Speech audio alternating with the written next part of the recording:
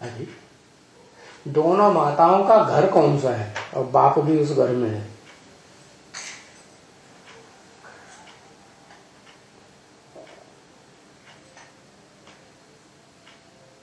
जल्दी जल्दी बताओ।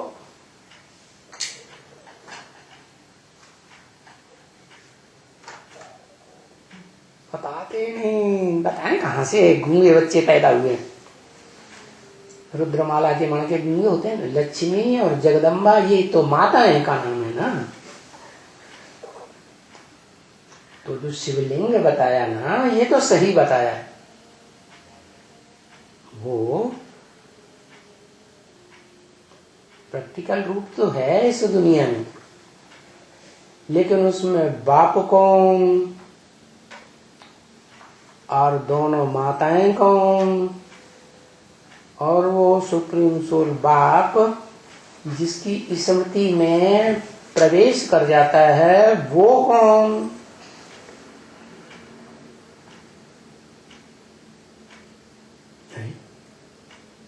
इस सृष्टि पे सुप्रीम सोल आता है ना, तो आते ही जिसमें प्रवेश करता है पुरुष तन में, आदम में, तो उसका नाम क्या देता है?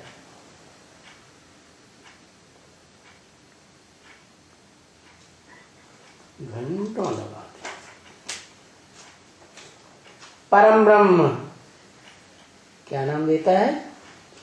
परम ब्रह्म। वो इस दुनिया की ऊंचे से ऊंची हस्ती हो गई। नाम क्यों दिया? काम निकालने के लिए नाम दिया। बाप को क्या चाहिए? क्या काम कराना है? परिवार की रचना करनी है, मनुष्य सृष्टि के परिवार की, वसुधैव कुटुंबकम की। और जो परिवार रचा है उसके लिए सबसे पहले तो माता चाहिए। तो पहली माता तो हो गई आत्मिक स्थिति वाली, ज्योति बिंदु स्थिति वाली, जो आदि में भी ज्योति बिंदु रूप स्थिति में होती है, आत्मिक स्टेज में होती है, देवभान में नहीं आती है, और अंतिम जन्म में भी देवभान में नहीं आती है। उसको देवभान का रस चाहिए। कहते हो नहीं समझ में आ रहा है? वो ही है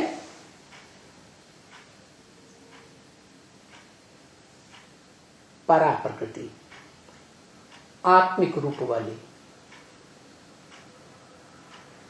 क्या शिवलिंग वो तो बताया, लेकिन शिवलिंग में जो ज्योति बिंदु है वो है परा प्रकृति, चैतन्य। उसमें जड़त्व का, देह का भान ही नहीं। क्या स्वर्ग में पार्ट बजाती है तो वहां तो सब बिंदु रूप आत्मा अपन को देवताएं समझते ही है, देवभान में आते ही नहीं, देह की स्मृति ही नहीं। लेकिन जब से द्वैतवादी द्वापर युग शुरू होता है 2500 वर्ष के बाद, तो उस 2500 वर्ष के बाद जो ऊपर से और धर्मों की धर्म पिताओं की आत्माएं, उनके फॉलोअर्स आते हैं, इब्राहिम, बुद्ध, क्राइस्ट आदि टाइम टू टाइम आते हैं ना, तो उनमें जो पहला नंबर इब्राहिम है, धर्म पिता है ना, वो आता ही है जब द्वैतवादी द्वापर युग की सृष्टि शुरू होनी होती है ना। तो उस द्वैतवादी सृष्टि में वो आते ही दो धर्म, दूसरा धर्म शुरू कर देता है। फिर उसकी बात भी लोग मानेंगे, बाप है ना, उस परिवार का, इस्लाम परिवार का बाप हो गए ना। तो जो भी पैदाइश होगी उनके फॉलोअर्स कहो, बच्चे कहो, वो उसी की बात मानेंगे। तो एक तरह से राज्य भी उस परिवार में उसी का हो गया, तो दो राज्य हो गए ना। एक तो देवात्माओं का राज्य अब चला आ रहा था, क्या स्वस्थिति वालों का, स्वधर्म वालों का। इन्होंने दूसरा धर्म शुरू कर दिया, क्या देहधारी धर्म, पिता ने देह का धर्म शुरू कर दिया। इनकी बुद्धि में ये नहीं आता है कि स्वर्ग में जो पैदाइश होती है सृष्टि की, जनसंख्या बढ़ती जाती है, सतयुग से त्रेता तक अंत तक बढ़ती है ना जनसंख्या, तो उसमें ज्ञानेंद्रियों से पैदाइश होती है बच्चों की, ज्ञानेंद्रियों का आकर्षण होता है। नंबर बार, जैसे इस शरीर में ऊंचे से ऊंची इंद्रियां हैं, देह की आंखें, फिर उसके बाद उससे नीचे कौन है? चल, हाँ, कान का जो छेद है ना, उससे ऊपर है पर्दा कान का, लेकिन आंख से नीचे, तो उसे श्रोत्र इंद्रिय कहा जाता है। और फिर उससे नीचे है नाक, ग्रहण इंद्रिय, सूंघने वाली। फिर उससे नीचे है मुख, मुख में जिह्वा, स्वाद लेने वाली है। और फिर उससे नीचे है नीचे वाला ओठ, क्या सृष्टि पैदा करते हैं ना, तो ज्ञानेंद्रियों में ये सबसे नीचा क्या करता है? स्पर्श करता है। क्या चुम्बन लेते हैं ना, तो स्पर्श होता है ना, स्पर्श का सुख अनुभव होता है कि नहीं? तो वो सुख से दैवी बच्चों की पैदाइश होती है।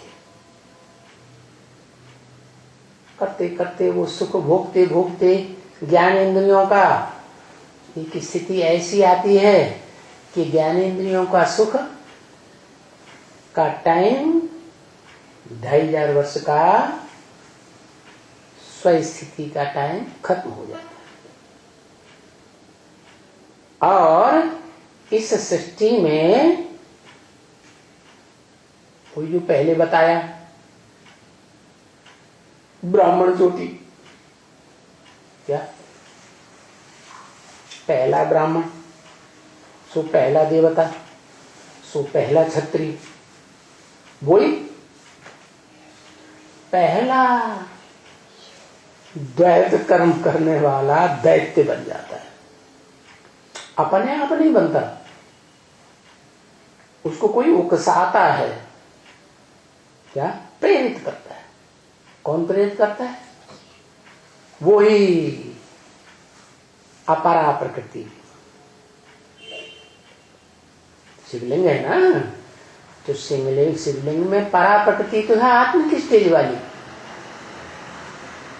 बिंदु है ना, और अपरा प्रकृति है जो लिंग बड़ा दिखाते हैं ना। सोमनाथ मंदिर में पत्थर का बड़ा लिंग दिखाते थे, लाल लाल। लाल लाल क्यों? हर चीज पहले सात्विक होती है और बाद में तामसी बन जाती है। इस दुनिया की चीज की बात है। बाकी इस दुनिया से परे जो परम धाम है, आत्मलोक है, आत्माओं के बाप का घर है शिव का, वो तो एक ही जैसा रहता है, सदा सत्यधाम।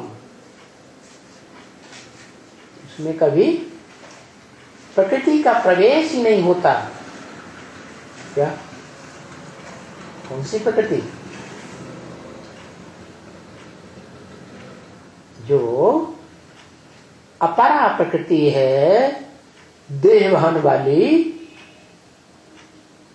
5 जड़ तत्व है, पृथ्वी जल वायु अग्नि आकाश, जिनसे ये देह बनती है, वो वहां प्रवेश नहीं कर सकते। क्या?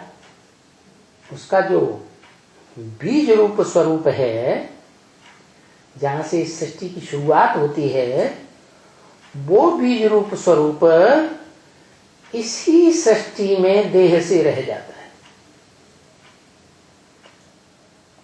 और उसी को कहते हैं ब्रह्म। क्या क्या कहते हैं? ब्रह्म। कैसा ब्रह्म? जो देहभान की यादगार है। तो शिवलिंग में बिंदु तो है आत्मिक स्टेज की यादगार, समझ में आया? और जो लिंग बना हुआ है पत्थर का, वो इस देह कहो, पत्थर कहो, मिट्टी कहो, क्योंकि मिट्टी से ही पत्थर बनता है, उसकी यादगार। कोई कहे द्वापर में लाल पत्थर का लिंग क्यों बनाया था, अभी आजकल क्यों नहीं बनाते? द्वापर शुरू होता है तो जो क्रोध का स्वरूप है, जो काम विकार से उत्पन्न होता है, क्या कामेंद्रियां होती है ना, जब उनमें उत्तेजना आती है तो लाल रंग की हो जाए, खून उतर आता है उनमें, तो सात्विक खून। इसलिए जो द्वापर के आदि में जो यादगार लिंग बनाया, वो लाल पत्थर का।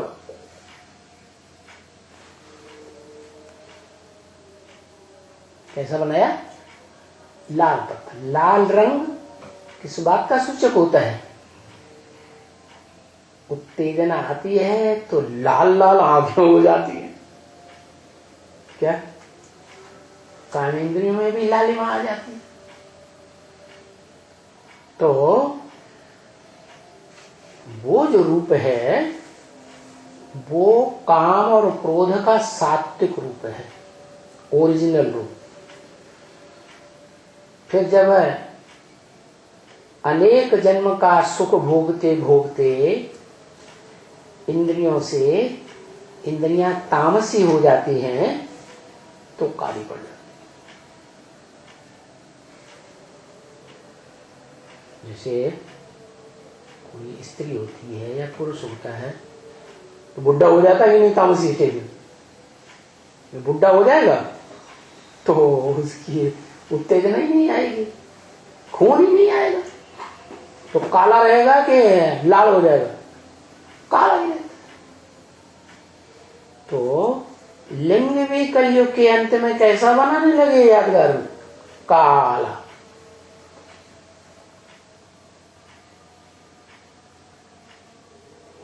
काला लिंग भी किसकी यादगार है? द्वापर युग में जो लाल लिंग बनाया था किसकी यादगार? लिखो लिखो।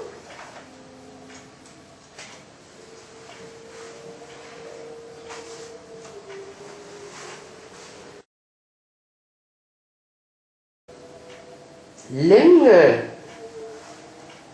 अपरा प्रकृति की यादगार, क्योंकि नीची प्रकृति है ना, क्या नीचे गिर गई। सत्युग के आदि में आत्मस्मृति में थी, क्या अपरा प्रकृति भी आत्मिक स्टेज में रहती थी। इसलिए जो भी सृष्टि थी स्वर्ग की, उसमें सारा काम, जैसे परिवार में मां सारा काम करती है कि नहीं है? ऐसे ही सारी सेवा करती थी। देव आत्माओं को, बच्चों को, जो भगवान के बच्चे हैं वास्तव में स्वर्ग में, उनको कोई काम करना नहीं पड़ता था। वो प्रकृति जैसे दासी थी। जैसे परिवार में दो माताएं विशेष मानी जाती है आज की दुनिया में। एक तो जन्म देने वाली माता, जैसे रानी महारानी होती है, जन्म देती है बच्चे को, फिर उस बच्चे को संभालती कौन है? दाई माँ संभालती है ना। और उसका काम ही होता है सेवा का करना। क्या? सेवाधारी होती है। तो सात्विक रूप में वो अपरा प्रकृति स्वर्ग में जो देव आत्मा रूपी भगवान के बच्चे थे उनकी पालना करते थे। वही प्रकृति ज्ञान इंद्रियों का सुख भोगते भोगते आत्मिक स्टेज से नीचे गिर उतर करके त्रेता के अंत में द्वैतवादी द्वापर युग शुरू हुआ। इब्राहिम वाली आत्मा आई, द्वैतवाद शुरू किया। वही प्रकृति माता है ना। तो इब्राहिम जिस मनुष्य तन में प्रवेश करता है वो मनुष्य तन माता बन गई। क्या क्या बन गई? इस्लाम धर्म की माता बन जाती है। और कैसे बन जाती है? वो सतयुग के आदि में दूसरी पीढ़ी में वही आत्मा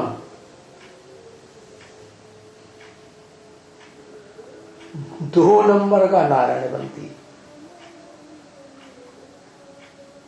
माने नारायण नाम के महाराजा राजाओं की भी पीढ़ी चलती है।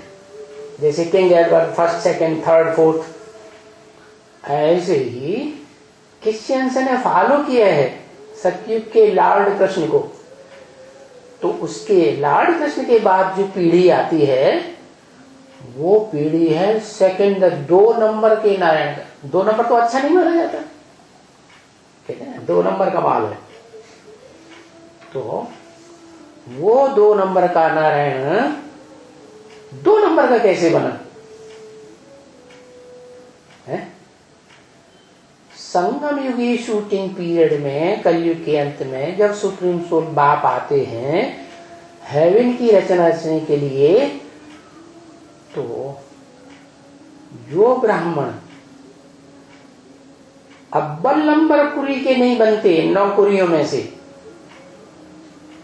2 नंबर कुरी के बन जाते हैं, पूरा ज्ञान नहीं उठाते।